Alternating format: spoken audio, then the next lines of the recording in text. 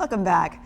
Tonight, a closer look inside Alabama's forensic system where thousands of pieces of evidence move through labs every year. And where decades-old crimes are still being solved. We've been digging into the story for years, especially after Jefferson County turned over thousands of untested rape kits.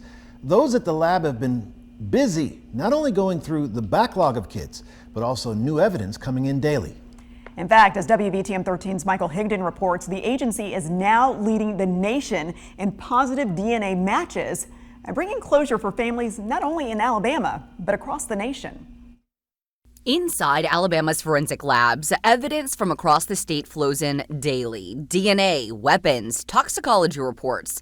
Each one is tied to a criminal case. The Department of Forensic Sciences is charged with analyzing all items of physical evidence that are related to any criminal act. But one of the agency's biggest undertakings in recent years, clearing a backlog of thousands of untested sexual assault kits. Investigators identified nearly 3,800 kits in Jefferson County that had never been tested, dating back to the 1990s. Today, about 85% have been processed, leading to more than 700 newly identified suspects. These are the sexual assault evidence kit collection item. It really shows the true power of DNA testing in that no case is cold or unsolved. That power comes from a massive national DNA database, now holding more than 26 million profiles. Even when there's no immediate match, the system keeps working. It'll again be searched tomorrow and every other day because there are new offenders added. Alabama now ranks as the top state in identifying suspects through DNA. In just the past year, forensic scientists have linked evidence to suspects in over 800 previously unsolved cases. That's more than 2 a day. And not just in Alabama, they have matched DNA to cases in almost every state in the U.S. As for the science itself, they only need a microscopic amount of DNA, 1/1000th of a gram, to identify a suspect. So this is a paperclip.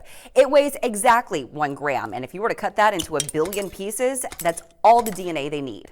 The process starts with finding the DNA in each kit, using high-tech light to locate bodily fluid stains invisible to the naked eye. We're just putting it under this light source to identify possible biological stains that we wouldn't be able to see with just the naked eye. The samples are then placed in a tube and run through a machine to identify a DNA profile.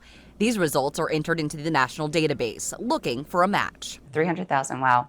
Just offenders. Delamana says about 11% of people identified are serial offenders. One thing he chalks up to their increase in matches is every time someone is arrested for a felony, they must do a mandatory DNA collection at the jail.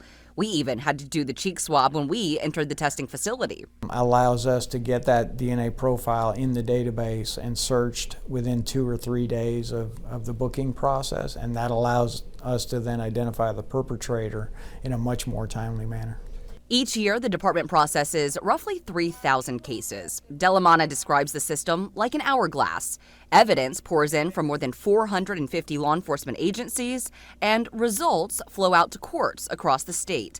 But the narrow middle, the lab itself, can only handle so much. If families of victims or individuals want their cases worked in a more timely manner and that sand to travel from the top to the bottom as quick as possible, then the neck of that hourglass needs to expand.